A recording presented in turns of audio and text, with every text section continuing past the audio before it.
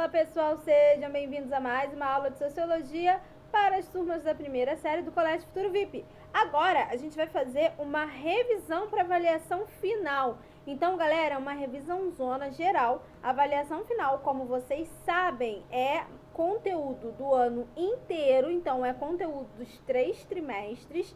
Então assim, a nossa aula de hoje ela vai ser um pouco mais dinâmica, um pouco mais acelerada, para a gente conseguir, né, contemplar todos esses conteúdos.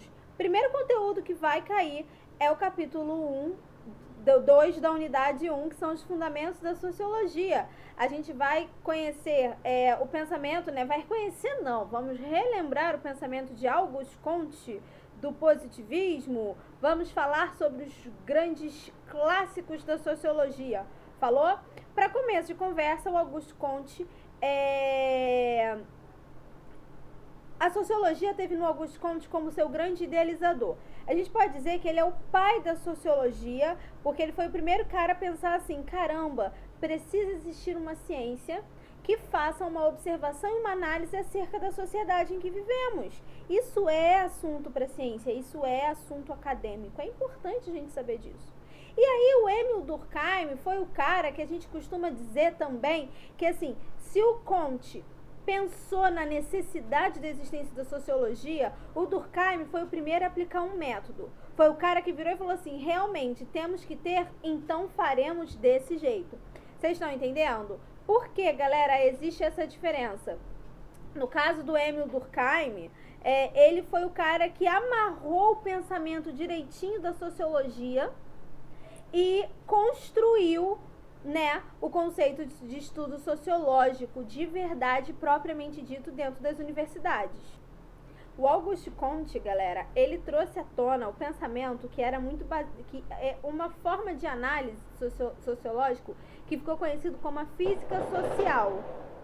Desculpa os fogos. Ou seja, a física social, ela tinha a missão de direcionar os processos de mudança e promover reformas sociais. Então, a partir da análise da sociedade, ele ia chegar à conclusão do que não estava legal, do que não estava certo, e iria apresentar mudanças alternativas de como promover reformas dentro dessa sociedade para que ficasse tudo ok, tá? Para o Comte, o positivismo, ou seja, a ideia da ciência positiva, era o uso do conhecimento empírico, ou seja, da comprovação da experiência como base das suas teses e teorias acerca de sociedade. Então, para o Auguste Comte, ele começou a desenvolver o conceito de que a gente só pode fazer análise, a gente só pode modificar aquilo que a gente vive. Então, para ele, a sociologia ela tinha que ser baseada na experiência. Eu não posso falar sobre uma sociedade que eu não conheço. Eu não posso fazer uma análise de uma sociedade na qual eu não vivo, na qual eu não habito, a qual eu não convivo. Vocês estão entendendo? Então, a ciência positiva, ela era totalmente baseada na experiência, pessoal. Daí, galera, para poder entender melhor as sociedades, o Comte, ele desenvolveu a Lei dos 3 Estados, na qual ele acreditava que existia 3 estágios diferentes de evolução social e que cada sociedade ela estava inserida em um desses estágios. O primeiro estágio era do estado teológico, na qual os fenômenos eles eram explicados por meio das vias religiosas, como foi o caso, por exemplo, das sociedades mais antigas, das sociedades clássicas. Vocês se lembram disso? Que era bem comum, por exemplo, que, porque chove? Porque algum deus está castigando? Porque caiu um raio no meu quintal? Porque Deus está querendo mostrar que está bravo comigo. Logo em seguida vinha o estado metafísico, e que os seres humanos eles começaram a explicar os fenômenos que aconteciam dentro da natureza por meio de ideias filosóficas. Ainda não existia necessariamente a ciência que explicasse tudo, mas eles começaram a questionar: por que chove? De onde vem o raio? O que é o raio? Tentando se afastar o máximo possível das explicações teológicas, religiosas. E por fim, vinha o estado positivo, que era o estado científico propriamente dito, tá? nesse estado científico, a racionalidade ela passa a ser um critério de explicação do mundo. Então, toda explicação acerca do que somos, de onde viemos, para onde vamos, ela tem que ser científica, racional. A partir do momento que a gente entende a lei dos 3 estados, a gente está apto para fazer uma análise sobre a sociedade. Que primeiro a gente precisa identificar em que estágio a sociedade ela se encontra. Se ela está absolutamente no estado positivo, se ela está no meio termo entre outro, e aí a gente entende como lidar e como não ser anacrônico, porque eu não posso analisar uma realidade baseado em uma coisa que eu não conheço, né? Eu também não posso pegar e analisar uma sociedade com base na minha sociedade, porque são diferentes e não são comparativas, entendeu? Então, essa é a base, foi o pontapé inicial para o desenvolvimento da sociologia em Auguste Comte. Outra questão também muito interessante sobre o conceito, né, a visão de mundo de Auguste Comte, é que ele defendia que somente a ciência ela pode ser usada para explicar o desenvolvimento das sociedades e o acontecimento, até mesmo a passagem do tempo.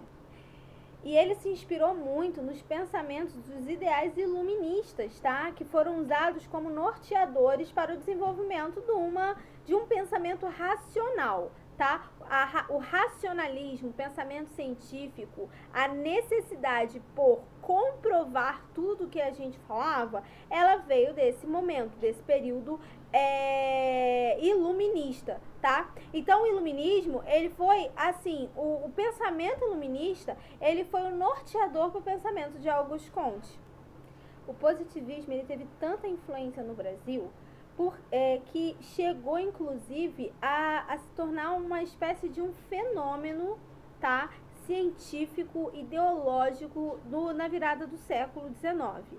Na segunda metade do século XIX, a gente pode dizer que o exército brasileiro ele se apropriou do lema, dos principais lemas positivistas. Tanto que a bandeira do Brasil republicano, né, que é a bandeira que nós conhecemos do nosso país, traz no seu centro as palavras ordem e progresso, que fazem parte de um dos principais lemas positivistas que foram trazidos, né, que vieram à tona no mundo inteiro, justamente através do trabalho de Auguste Comte. Agora vamos falar sobre Émile Durkheim. Se o Comte foi o cara que pensou na sociologia, o Durkheim foi o cara que colocou a sociologia em prática, tá legal? Ele é considerado um dos mais importantes sociólogos franceses de todos os tempos, tá? E ele também é colocado como fundador da sociologia como uma ciência propriamente dita.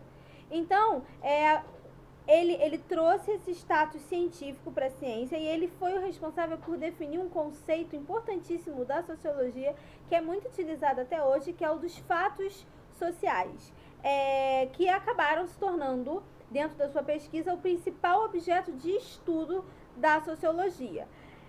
Para ele, a vida social ela é anterior ao indivíduo, ou seja, antes da gente nascer já existe uma vida social aqui, correto? Independente de eu estar nesse mundo ou não, essa vida social ela vai continuar existindo. As relações sociais, as relações econômicas, a forma como as pessoas lidam umas com as outras, ela não depende de mim no mundo para continuar existindo. Dessa maneira, então, ele diz que as nossas atitudes elas não estão conectadas exclusivamente com a nossa vontade. Tá legal? Mesmo que a gente não queira, a gente acaba fazendo coisas que fazem parte dessa sociedade em que a gente vive. Por exemplo, quando a gente nasce, a gente já encontra o mundo pronto. Você escolhe qual idioma que você vai falar? Não. Você escolhe qual vai ser a comida que você vai ter? Isso só na sua idade adulta que você vai escolher o que você vai comer. Porque quando você é criança, ninguém pergunta se você quer comer arroz e feijão quando você é um bebezinho, né? Simplesmente você come. Então, a gente já encontra nessa sociedade, nesse mundo, uma série de imposições que são sociais, tá legal? Até a forma como você vai se comportar, a vestimenta típica e tradicional de cada cultura, você já vai nascer inserido dentro de uma cultura específica, tá? Se você for chegar na Índia, você vai ver que o estilo de vestimenta deles é bastante diferente do nosso. Ninguém perguntou para ninguém que nasceu lá, quando ele era pequenininho, se ele ia querer se vestir daquela forma. Não, porque Porque isso é uma imposição cultural, que faz parte desses fatos sociais. Desculpa, apareceu um gato aqui. Gatinho já foi. Vamos lá, galera. E aí o Durkheim, ele também trouxe à tona o conceito de coerção social. É a força que esses fatos sociais exercem sobre cada indivíduo, cada um de nós, tá legal? Então a coerção social, ela tá ligada diretamente ao poder que esses fatos sociais exercem sobre as nossas vidas. E a exterioridade, ela diz respeito justamente a como esses fatos eles são externos a nós, sobre como nós involuntariamente acabamos dançando a dança dessa sociedade. A gente acaba seguindo a cartilha que é imposta, mas ela não é violentamente imposta. Você já nasce num país que fala português. Você pode até ter uma educação bilíngue, mas a sua língua materna vai ser a língua que você vai aprender a partir do seu nascimento. E aí a generalidade diz que todo fato social é geral. Ele é imposto igualmente a todos os indivíduos que compartilham uma mesma sociedade. Daí, dentro dessas relações que existem já quando a gente nasce, o Durkheim, ele dividiu em dois tipos de solidariedade. Solidariedade é a forma como os indivíduos eles se relacionam dentro de uma mesma sociedade, tá? E existem dois tipos, a solidariedade mecânica e a solidariedade orgânica. Para o Durkheim, a solidariedade orgânica, ela diz respeito diretamente às sociedades pré-capitalistas, tá? Onde o acúmulo de riquezas, de bens materiais, até mesmo de terras, ainda não era uma questão essencial para a vida em sociedade. Então, essas sociedades pré-capitalistas existia uma distribuição mecanizada de funções. Ou seja, todos trabalhavam, todos produziam, todos se alimentavam, todos cuidavam da segurança, todos cuidavam, enfim, dos meios de vida gerais que existiam dentro dessas sociedades. E aí ele também apresenta pra gente a solidariedade orgânica, que já é uma característica das sociedades modernas, capitalistas, onde há uma distribuição de trabalho mais bem elaborada e onde há as diferenças entre indivíduos. Existe uma interdependência entre vários grupos de indivíduos, mas ao mesmo tempo perde-se essa consciência coletiva. Na solidariedade mecânica, há o conceito de consciência coletiva a partir do momento que os indivíduos, todos eles precisam comer para sobreviver igualmente. Da mesma forma, onde não há uma propriedade privada. E aí, quando passa a existir esse conceito, essa ideia de propriedade privada, deixa de existir a ideia de consciência coletiva, tá? A individualização, ela recorre a partir da divisão social do trabalho. Quanto mais dividido e fragmentado, menor é essa consciência coletiva, tá? O senso de coletividade, ele vai deixando de existir gradativamente dentro da solidariedade orgânica. Agora vamos falar sobre Karl Marx e a crítica ao capitalismo. Karl Marx foi o segundo clássico da sociologia que nós conhecemos e que ele faz uma análise de sociedade muito baseado nas questões econômicas. Tá? Em síntese, o Marx ele faz uma divisão de que a sociedade ela é organizada e dividida com base nas aquisições econômicas de cada indivíduo e que existe uma hierarquia social baseada nesse acúmulo de riquezas. Então, ele coloca como se as pessoas mais ricas da sociedade fossem as exploradoras e as mais pobres da sociedade fossem as exploradas. E que as relações sociais, elas são baseadas nessa disputa entre as classes sociais que existem dentro da sociedade, das sociedades de modo geral, tá? As teorias de Karl Marx, assim como de Emil Durkheim, assim como de Max Weber, que vai ser o próximo que nós vamos falar, elas são totalmente baseadas e inspiradas em teorias gerais de grande alcance. Ou seja, ele faz uma análise generalizante da sociedade e não de uma sociedade específica, tá? Basicamente, eles aplicam essas teorias a qualquer sociedade capitalista contemporânea que a gente possa entender. Obviamente, as sociedades, elas sofrem transformações, sociedade é dinâmica, está sempre em processo de reconstrução. E que algumas ideias, elas já podem ser consideradas bem antiquadas e caíram em desuso justamente pelo tempo que se passou, o que não é um problema, tá? O que não é uma questão necessariamente. A gente estuda e a análise que eles fizeram acerca das sociedades que eles foram capazes de observar na virada do século XIX. Já estamos no século XXI. Muita coisa mudou de lá pra cá, tá?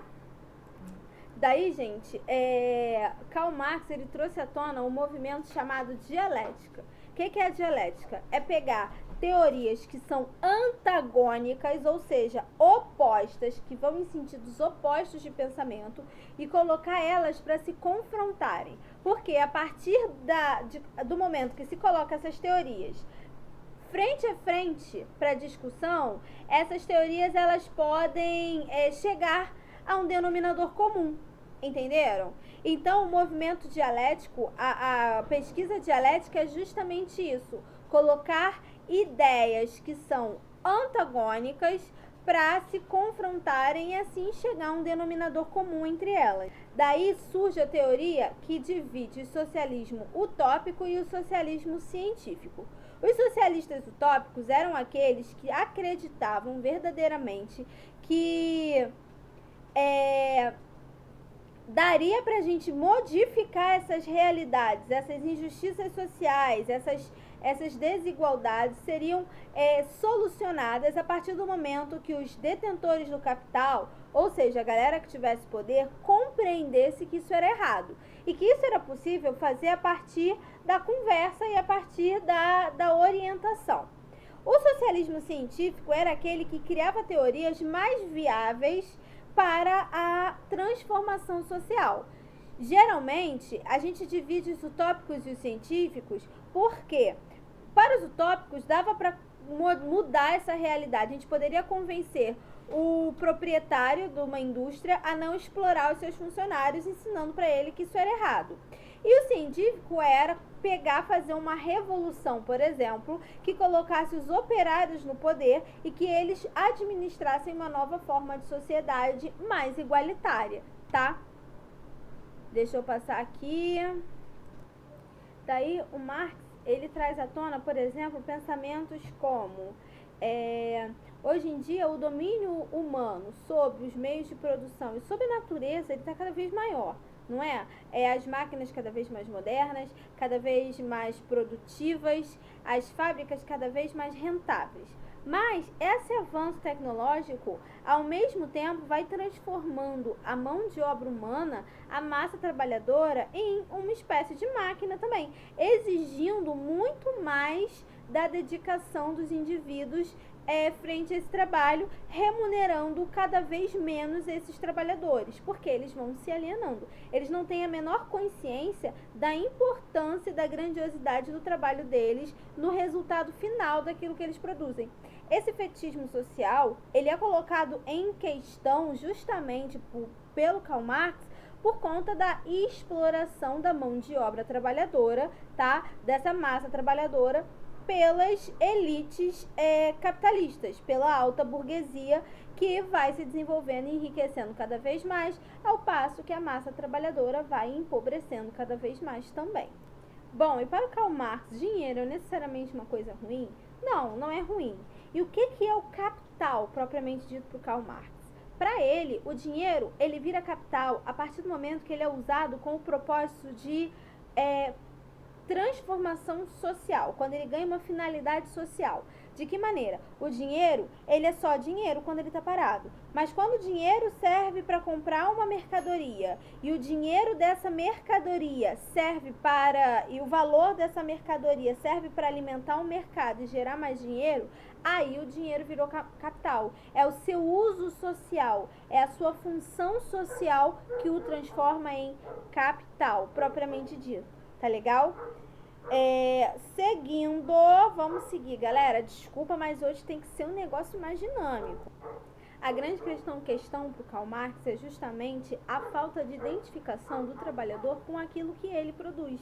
Nessa charge fica bastante claro esse pensamento, tá? Porque o trabalhador, ele não se sente responsável pelo produto final.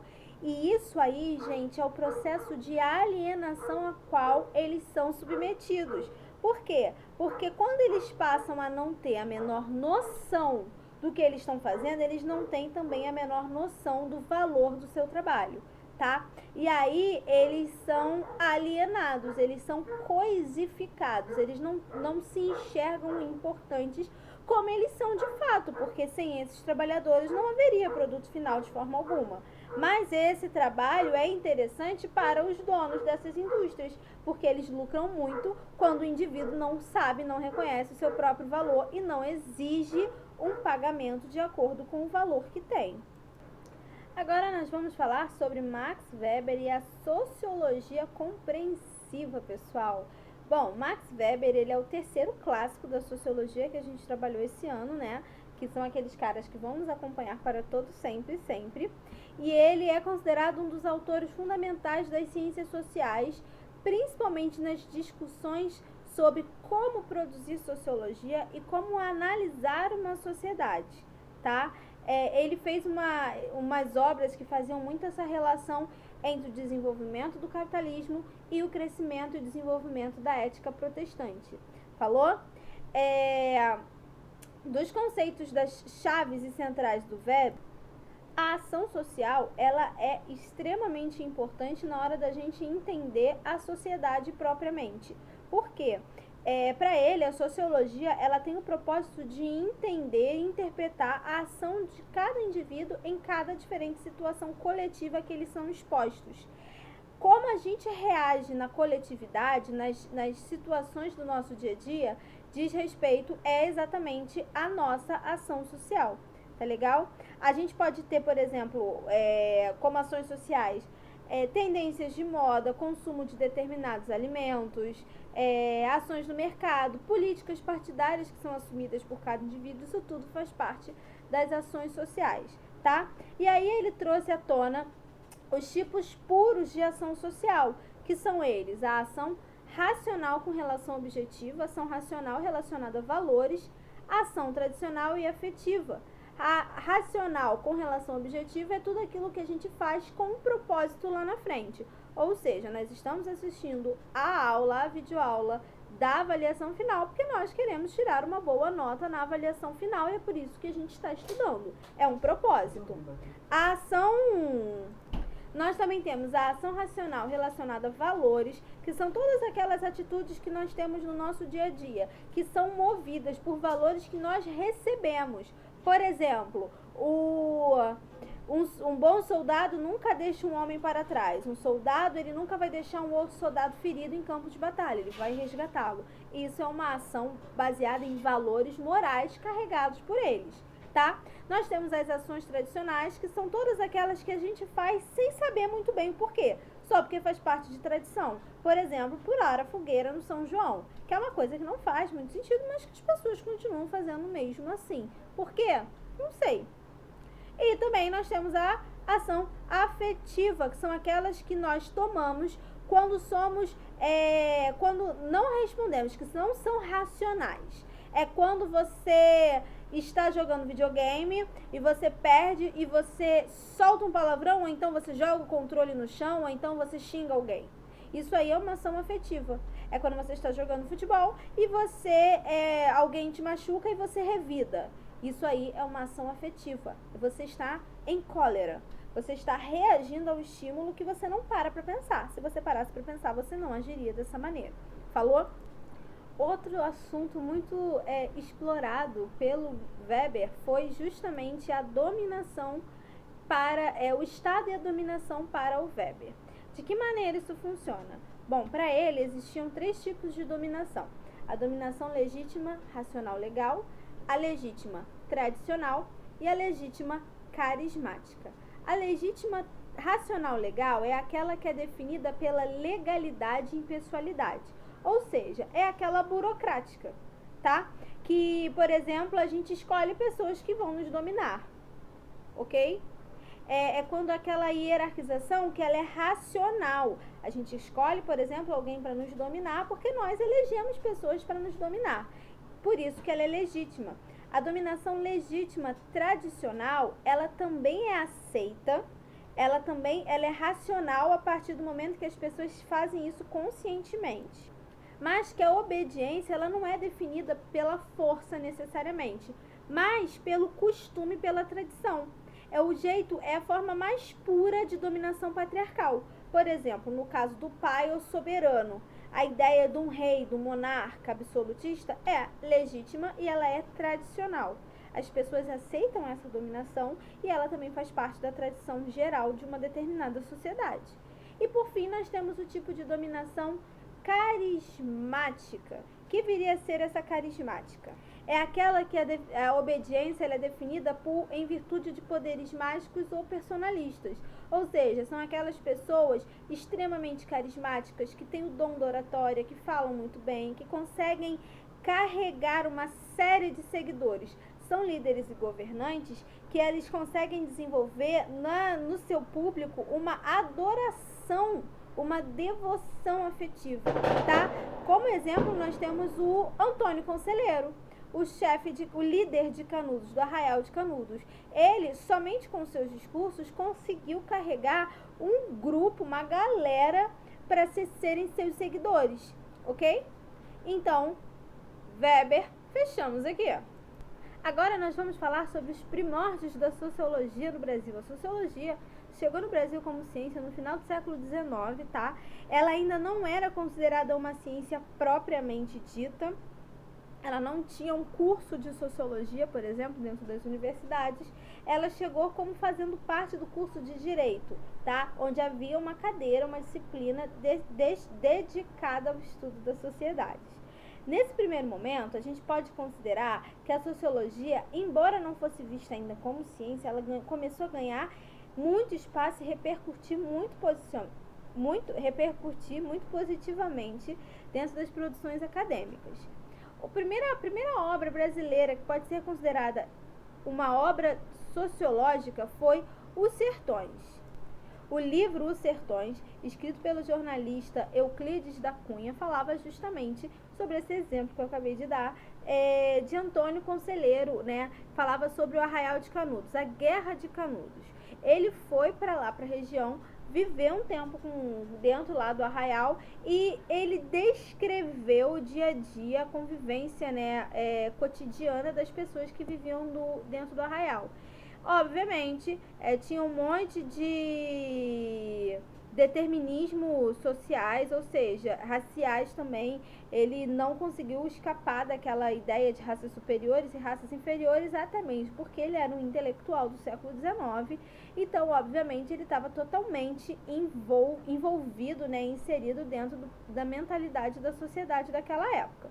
Mas o livro Os Sertões, ele despontou como sendo o primeiro relato em primeira pessoa, de observação mesmo, de uma sociedade feito de uma maneira mais científica, mais metodológica. Por isso é considerada a primeira obra sociológica do Brasil. Embora a sociologia ela tenha surgido, né, no Brasil na virada do século XIX para o século XX, as produções sociológicas ainda eram muito tímidas, né? A quantidade de produções sociológicas e até mesmo a quantidade de profissionais que faziam esse tipo de análise da sociedade. Depois da década de 1960, muita coisa mudou no Brasil, principalmente por conta da ditadura militar, que aposentou compulsoriamente muitos sociólogos, muitos profissionais foram aposentados compulsoriamente e proibidos de produzir, escrever e publicar textos sociológicos sobre o Brasil, tá? Os clássicos da sociologia brasileira, eles começaram a despontar a partir da década de 1930 e foram escrevendo e produzindo. Eles foram alunos daquela primeira turma de formação lá na virada do século, a primeira turma, né, que se formou quanto sociólogo no Brasil. E esses clássicos da sociologia, eles foram alunos e foram orientados diretamente por esses primeiros sociólogos, que foram diretamente inspirados pelos grandes nomes europeus da sociologia, tá? Dos clássicos da sociologia brasileira, a gente vai destacar dois, especificamente. Sérgio Buarque de Holanda e Ottaviani também. Dos clássicos mesmo da sociologia brasileira, a gente costuma apresentar especificamente o Sérgio Buarque de Holanda e o Gilberto Freire. Posteriormente vieram os seus legados, né?